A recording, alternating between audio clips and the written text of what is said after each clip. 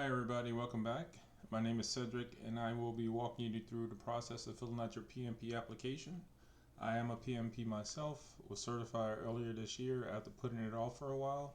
So I'm doing this for a friend and I'm going to walk you through the process. So to get started with your PMP application, you must meet the following requirements. One, you must have a 4-year degree, 36 months experience leading projects within the past 8 years, and 35 hours of project management education training, or the CPAM exam, which is the Certified Associated Project Management Certification. If you do not have a degree, you can have your high school or secondary education, but you must have 60 months of experience leading projects within the past 8 years, and again, the 35 hours. You can get the 35 hours by attending a training camp, boot camp, and stuff like that, or you can just move it over from the CPAM certification. It's not too bad. So if you have a 4-year degree, you just cut off from 3 years going to 5 years. So basically, your education makes up a little bit for it. So these are the requirements when you're looking at applying for your PMP. Okay, next, the PMP certification costs. If you're a member, then your exam is $405.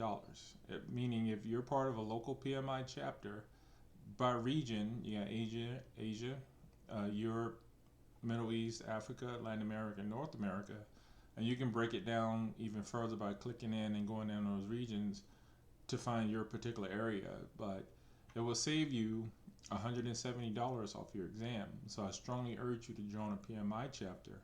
That way it has a lot of benefits, a lot of perks. You can be a part of the team, and you can start communicating with a lot of the people in the group that are looking to achieve the same thing that you're doing. Okay, next. This is the application process. You got 2 sections based on your education. This is where you enter your academic information, and this is where you enter the information for your PMP training. The second is your project management work experience, and the third is your exam details. So this is what makes up your PMP application. Under your education, this is where you put down your academic achievement based on the requirements that we just went over on page 1, which is based on this structure. Okay, pretty straightforward, easy to walk through. You just populate that information. On your professional education, this is where you put your 35 hours of training for your PMP cert. So this is where that information comes in at. Course title, provider name, the course date and completion, and the total hours you got. Save that. Then you're moving on to the second part of this. This is where you do your experience. This is very important because there's a particular structure you must follow when you're doing this. You put in the project title, the organization, your job, your department, and the primary role of that organization, methodology that you used. In this drop down, there are several options to choose based on the project structures. And then from there, you can fill out your budget and the project start dates and that. One thing to remember, you cannot overlap projects. Okay? So in the real world, you may be managing 3 or 4 projects and they're all running concurrently. But for the sake of this, if you start saying that you worked on project A from January to August, then you cannot come back and say you worked on project 2 from February into such time frame. It will not let you overlap that. So that's very important. When you're filling out your project description, you need to put down use this format. This is very important.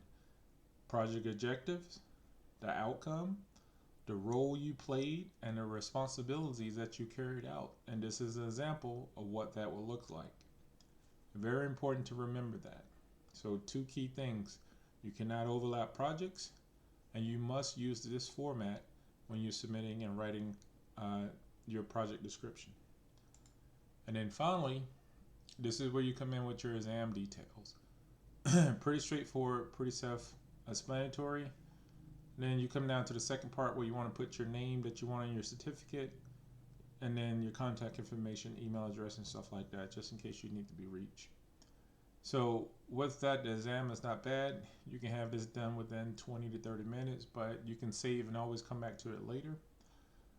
One of the things that helped me to focus, especially when I was going through the whole PMP process, because this stuff is very cut dry. A lot of portions of it is really slow.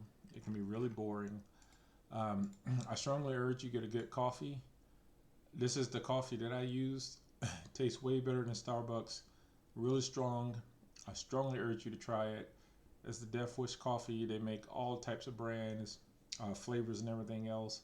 From K cups to instant is really good, and that will give you a huge boost of energy to help you stay focused while you're studying. So with that, I'm not trying to do death by PowerPoint. I'll link the coffee description below. But if you have any questions, go ahead and ask. I'll try to get back to you as soon as I can. And this is the process for applying for your PMP application.